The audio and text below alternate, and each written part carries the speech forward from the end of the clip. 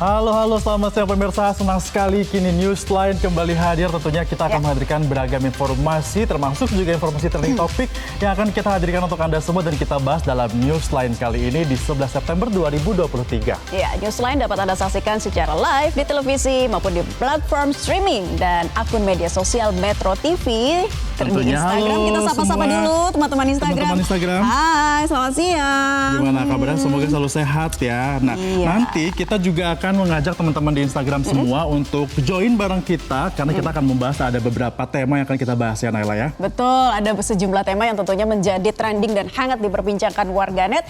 Nah, pemirsa melalui media sosial Instagram @metro_tv, kalian juga bisa menyimak seluruh rangkaian informasi terkini dan inilah Newsline Trending Topic.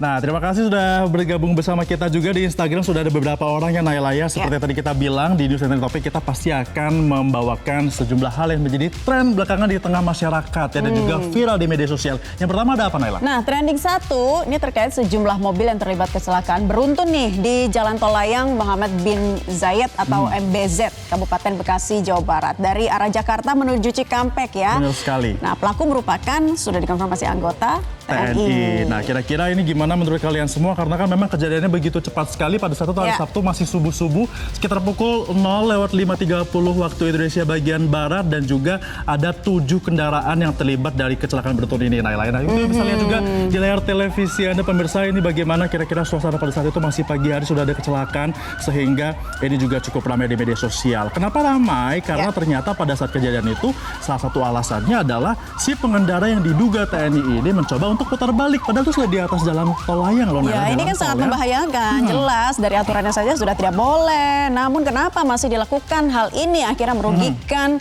dan menyebabkan ini ya ada yang mengalami luka-luka begitu dan sejumlah kerugian. Nah, pencarian dari akibat kecelakaan dari tol MBZ ini terus meningkat ya, Febrian. Pergerakan pencarian user sekitar 5.000 lebih begitu ya dalam sehari terakhir.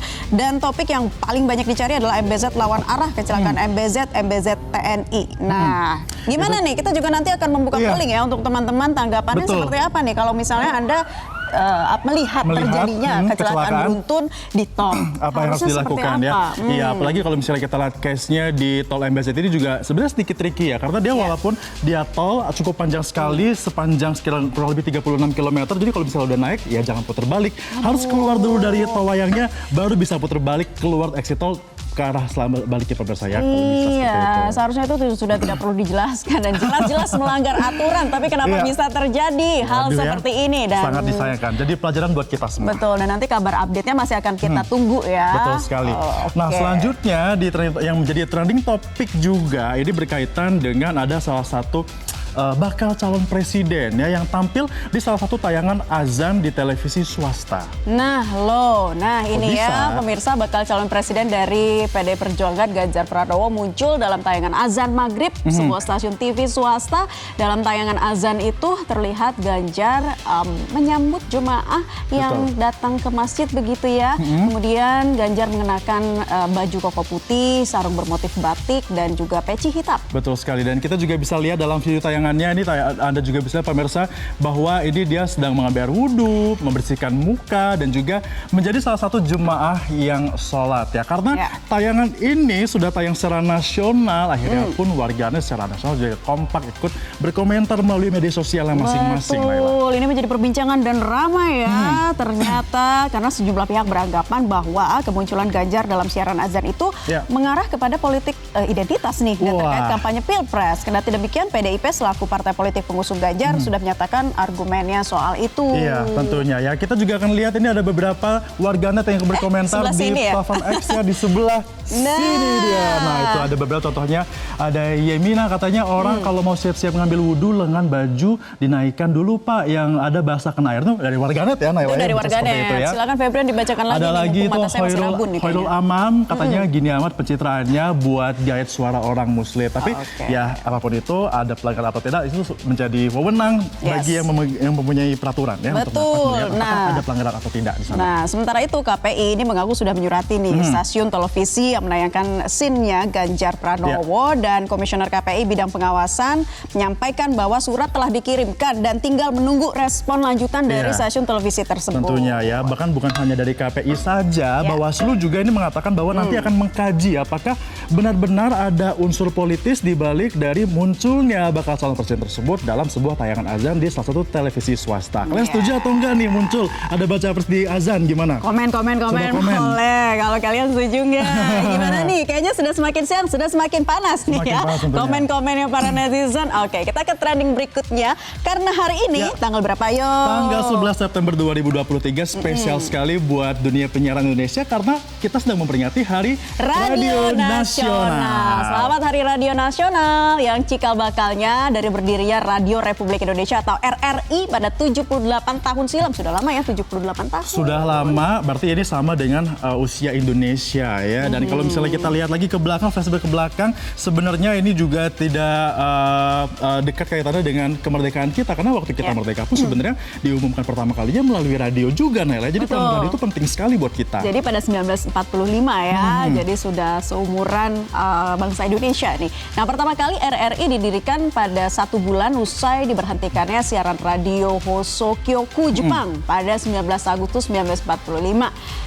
Dan pada saat itu keberadaannya jadi alat komunikasi penting ya bagi masyarakat Indonesia. Untuk bisa menyuarakan dan apalagi tadi juga kita sudah bilang kalau misalnya merdeka pun kita diumumkan melalui radio. Ini artinya memang radio begitu berjasa bahkan di era seperti ini 78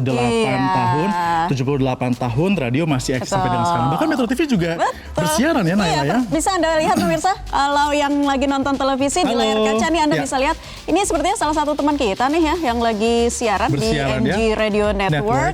Jadi kita juga punya radio namanya MG Radio Network 94,7 FM. Jadi buat teman-teman semua yang ada di Jakarta khususnya bisa mendengarkan kami selain di televisi, di Instagram seperti saat ini juga bisa mendengarkan kami di radio. Di radio MG Radio Network. Jadi jangan sampai ketinggalan update informasi berita, itu penting ya untuk diikutin. Kalau misalnya nggak sempat di jalan bisa langsung ya di search di 94,7 FM. Baik, nah kita akan lihat ada Bang Leo, selanjutnya. Halo Bang Leo, sedang siaran radio ya karena lagi Hari Radio Nasional lah. Kita mau lihat tadi kan kita juga sudah melempar polling di X sebenarnya ini berkaitan dengan kecelakaan yang tadi juga Nela sudah sounding ya. Hasilnya seperti apa kira-kira?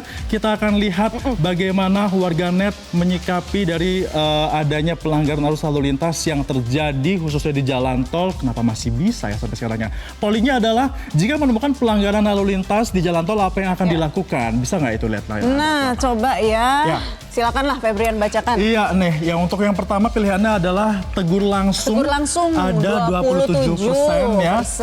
Kemudian yang kedua lapor petugas 39%. Dan yang ketiga cuek aja atau dibiarin aja 34%. Ternyata yang paling banyak adalah lapor petugas. Ya. Berarti kesadaran masyarakat masih cukup tinggi dengan adanya pelanggaran yang terjadi di jalan tol. Tapi masih menarik juga karena ada yang bilang tegur langsung, tapi bahaya juga kalau tegur langsung. Nah itu dia, jadi kayak serba salah nih. Gimana? Oke lah, jadi hal ini menjadi pelajaran untuk kita semua. Duh, jangan lagi nakalnya sampai nekat seperti itu ya. Ini kan sangat membahayakan. Harus memperhatikan keselamatan berkendara agar bukan hanya Anda saja yang selamat, tapi orang-orang sekitar Anda juga bisa selamat dan juga menggunakan fasilitas umum dengan baik dan juga benar. Betul sekali. Oke, setelah ini kita masih mau membahas apa? Balik lagi deh soal topik Hari Radio Nasional 2023 ini. Saya juga mau mengucapkan ya, selamat Hari Radio Nasional sekaligus HUT RRI ke-78. Semoga seluruh lembaga penyiaran radio di Indonesia semakin informatif, memberikan lebih banyak literasi kepada generasi milenial. Sekali di udara tetap di udara. Sekali di udara tetap di udara, sekali merdeka tetap merdeka. Nah tentunya untuk Anda semua yang akan bergabung bersama kami masih boleh banget harus gabung dan juga benar bisa masuk TV bareng-bareng di sini. Kita bisa ngobrol bareng-bareng dan kita akan bahas soal Hari Radio Nasional ya. Tetaplah bersama kami di Newsline. Trending Topic sesaat lagi. Jelajahi cara baru mendapatkan informasi. Download Metro TV Extend sekarang.